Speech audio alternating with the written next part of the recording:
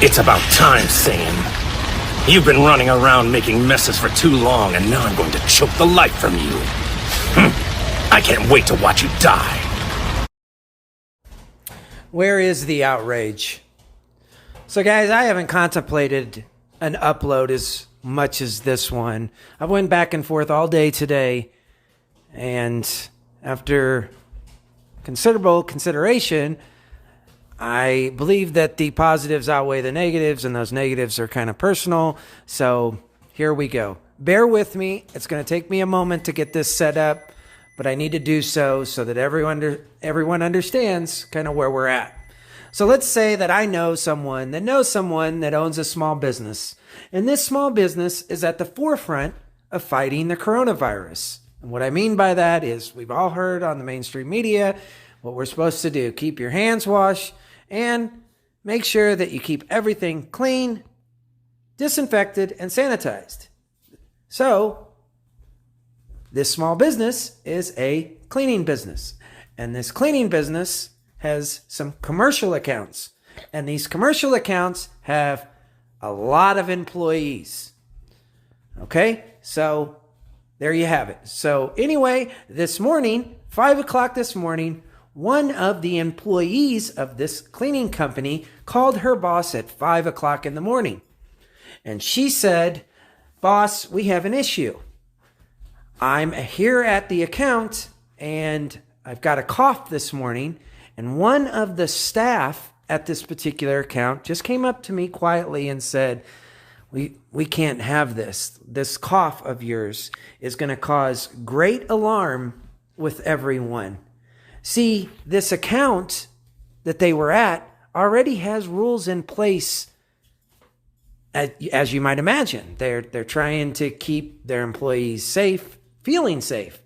And so these rules are, hey, if you're sick, if you have flu-like symptoms, if you have a cough, just better be safe than sorry. Go ahead and stay home. So she asked her boss, she said, "What should I do?"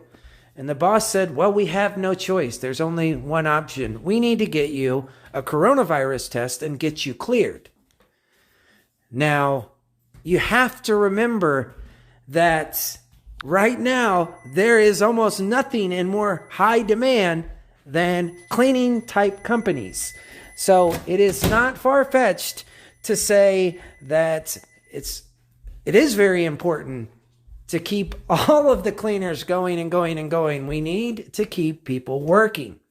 So anyway, it just so happened today that coughing employee of the cleaning company already had a doctor's appointment set up for something else.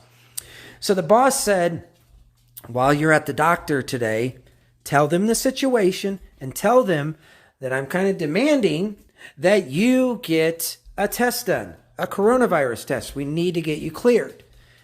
And if the doctor gives you any grief about it, have them call us." Okay? So she went to the doctor, and sure enough, the doctor gave her grief, and they called the boss. And the doctor said, "These tests are very rare. And you have to meet certain criteria." And the boss said, "She's coughing." He explained the situation to the doctor and said she should meet the criteria. We've heard what the criteria is. And so the doctor just said, "Okay, well, we'll go ahead and ask her those questions. And if she meets it, we'll give it to her." So they hung up with the boss of the cleaning company.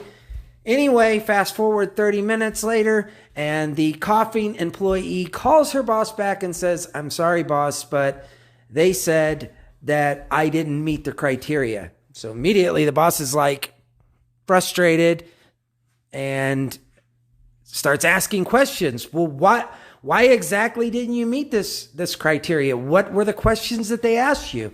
And she said, "They asked me if I traveled, if I internationally traveled, and if I knew anyone with the coronavirus." And the boss was like, "What do you mean? They're not asking you if you have a fever or if you have a cough or respiratory issues." And she said, no, they didn't ask me anything like that. So the boss was very, very frustrated. So he called his personal doctor. It just so happened that the boss's personal doctor is working as a team to fight the coronavirus in this particular city. It's like a team of like 35 doctors. And I guess they're coming up with strategies and they're coordinating their effort to help with the virus. So he was very lucky that this was his doctor because he got to ask some questions. He was frustrated. He wanted to know what in the world is going on. Why could he not get his employee tested? So he asked the doctor, and the second doctor was like, hey, her doctor was right. Those are the 3 questions we ask you. And the boss, he wanted to know, well, how are other people getting tested? So you're more worried about the traveling than you are if people actually have the virus? And she said, well, how it works is if you answer yes to any of those 3 questions or a multitude of those questions, then we go to a second tier of criteria. So at that point, I'm like, okay, maybe that's where the flu-like symptoms come in, those kind of questions. And the doctor said, no, the second tier of criteria is, do you have medication for respiratory or blood pressure? And the boss was like, well, why? And she said, well, the coronavirus, as you might have heard, it's deadly to people who are elderly and have weak immune systems. And that's where those questions come into play. So that was kind of understandable. So ask yourself, if we can't get people tested that are, again, at the forefront of trying to fight this virus, and most importantly, trying to keep people employed, trying to keep businesses open by keeping them clean, disinfected, and sanitized. If we can't get those people tested, why are these celebrities being tested? And that's why I'm saying, where's the outrage? Think about this. Today, Kevin Durant tested positive for coronavirus.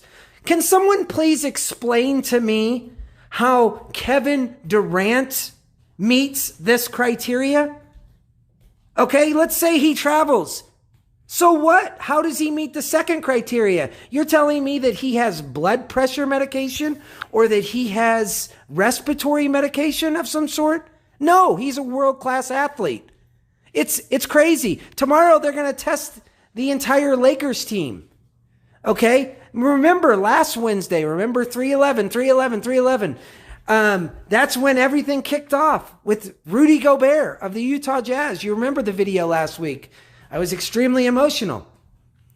How did Rudy Gobert meet the criteria? What exactly is going on? So a lot of us know what's going on. These are scare tactics. It doesn't matter what you think of the virus. That has no ramifications. The outrage needs to be over the testing. Guys, they're not testing people. Okay? They only want certain people to say that they have it so they can scare the hell out of you. The people that actually need to be tested don't get tested. So this doctor also told the boss, she said, this is the reason why we don't give the test if you don't meet the criteria, the second tier of criteria.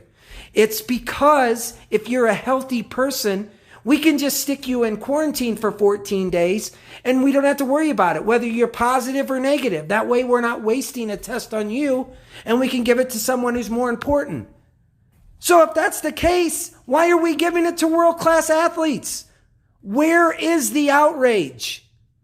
Like, this whole charade just keeps getting sillier and sillier.